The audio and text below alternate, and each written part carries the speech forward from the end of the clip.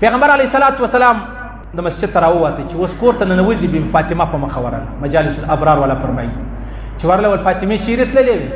ول یا رسول الله هغه څنګه کور کې ښځه مړه وه د هغې فاتاله ورغلې ښه فاتاله قبر له خو به نه وې ورغلې. ول یا رسول الله زه پناه غواړم زه به قبر له څنګه ورځم ما ستا خبرې نه دي اورېدلې؟ د الله رسول ورته وفرمایل که قبر له هم ورسره تللې وې د جنت بوی به هم ونه وینې د جنت بوی در باندې حرام دی که قبر لره. ښځې دپاره جایزه ده فاتحې لره ولاړه سي په پرده کې ولاړه سي په جنازه کې تلل او قبر له ورتلل دا حرام دي دا ناجایزه دي. الله رسول فاطمې ته ویل فاطمې که ته قبر لره ورسره تللې وای د جنت بوی به دې هم نه وی لیدلی د جنت بوی نه دی د جنت بوی هم در باندې حرام. اوس د الله رسول فرمایي یوه ښځه ده د ایدرې ضرورت دی چې ولاړه سي ایدرې لره خو دا وایي زه ایدرې لره نه ځم دلې په کور کې راولاړه سي و دا مرده ته دعا وکړي مرده نه دی چې په قبر کې پروت دی دعا ورته وکړي. د الله رسول فرمایي پر دغه دعا باندې و دې ښځې ته الله د یوه حج او د یوې عمرې ثواب ورکوي د یوه حج د یوې عمرې ثواب و هغه ښځه ته میلاویږي په کور کې ناسته ده وځي نه ایدرې لره نه ځي قبرستان لره نه ځي. او د الله رسول فرمایي چې کومه ښځه ایدرې لره روانه سوله د الله د ملائکو او د ټولو مؤمنانو لعنت پر دې باندې اوري دا د الله په لعنتو کې روانه ده ایدرې لره د الله په لعنتو کې روانه ده. ازمر هغې پرون خو نو جمعې شپه تېره سوله قلندر مکان نو رشمک نو د دوی کلچې د دوی ترخې چی مزدا والا داسې بد خلک دي داسې بد خلک دي. دا زنانې د جمعې په شپه بیخي ډېر راځي د دې مرادونه یې مانده دي هغه ورپوره کوي. یاران مړونه خو نو نه دي په خبر زوی هم نه دی خبر ورور هم نه دی خبر دا مازدیګر راوتلی ده. دغه کلینران خو نو په بس کې دوی یو هغه ډریور دا دواړه کلینران د ښځو په خوا کې ولاړي او بیا جمعې په شپه ګرځ نارینه وته دوه سیټه ورکې خالص زنانې پرېږدي بس دا محترمه کورنۍ به خاندانه کورنۍ به عزتمنه کورنۍ هغه ولاړه وي موږ یې وینه دوکان کله کله ناست بس دا کلینران ورختلي سره تخته دي څه کوې ولې ظلم کوې یو واره د دې کور خراب دی بیا ستا کور خراب دی را روانه د الله رسول فرمایي چې کومه ښځه ایدرې له را روانه سوه د الله په لعنتو کې را روانه ده لعنتو کې. او کومه ښځه چې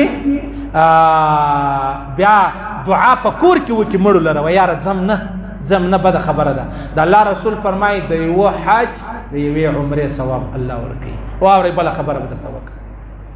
د الله رسول فرمایي یوه ښځه په خپله بیماري کې ده نو دا خو لمنځونه نه کوي لمونځ پر دې باندې ستم نه دا راولاړه سوله راله او داسې وکړي پر مسله باندې کښېنستله اویا وارې وویل استغفر الله دا خپلو بچیانو ته بیا وکړي د خپلو کور والا ته وکړه او بیا خپلو لوڼو ته وکړي. د الله رسول فرمایي کله یوه زنانه په خپله بیماري کې سوه بیماري ورلره راله بیا خو دا لمونځ نه کوي د لمانځه پر ټیم راولاړه سو یو دس نو داسې وکړي راله پر مسله کښېنستله اویا وارې وویل استغفر الله استغفر الله. د الله رسول فرمایي د زرو نفلي رکاتو ثواب الله ورکوي د زرو رکاتو نفلي لمانځه ثواب الله ودې ته پر اویا واره استغفار ورکوي. او بیا دغه ښځه چې د استغفار اویا واره ووایي دا دغه پر حال باندې دا چې دا د لمنځونه پر دې باندې نسته. الله رسول فرمایي د یوه حج د یوې عمرې ثواب الله ورکوي د یوه حج د یوې عمرې ثواب الله رب العزت ودې ته ورکوي چې دا کله اویا واره استغفار ووایي لمونځ پر دې نسته بس دا کښېنستله د زرو رکاتو نفلي لمانځه ثواب او د حج د عمرې مجالس الابرار والا حدیث چې دی هغه را نقل کړی دی. بیا حدیث کې راځي پیغمبر علیه الصلاة والسلام ښځه غریبه په څه خبره ده پیغمبر اسلام فرمایي زه چې معراج لره ولاړم معراج په شپه باندې نو ما په جهنم کې زه خو جهنم لرم ولاړم یوه ښځه مې ولیدله ښځه په ژبه راټالو پر ژبه تړلې وه راټالو په دا اور کې ما جبرائیل ته مال جبرائیله دا څوک ده ول یا رسول الله دا هغه ښځه ده چې خپل خاوین امسایګانې په دغه ژبه زیرول خپل خاوین امسایګانې په دې ژبه زیرول. لږ مخته ولاړم د الله رسول فرمایي بله زنانه مې ولیدله دا سینه نه د سینه بې ادبي د ډېره معافي په دې باندې تړلې وله دا زړېدله.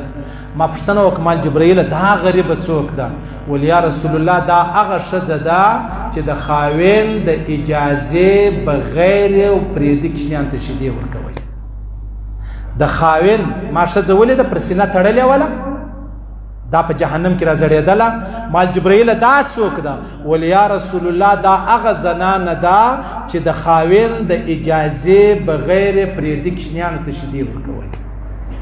زموږ ښځې خو نو دا ثواب بولي اجر یې بولي، لیکن دا به په جهنم کې که څوم جنتي ده دا به جهنم لره پر دې خبره ځي. بیا د الله رسول فرمایي ښځه مې ولیدله په پښو زړېدله چپه. ما پوښتنه وکړه مال جبرائیله دا څوک ده؟ په اور کې لمبې وې. ول یا رسول الله دا هغه ښځه ده چې د خاوند د اجازې بغیر به د باندې ګرځېدله د باندې.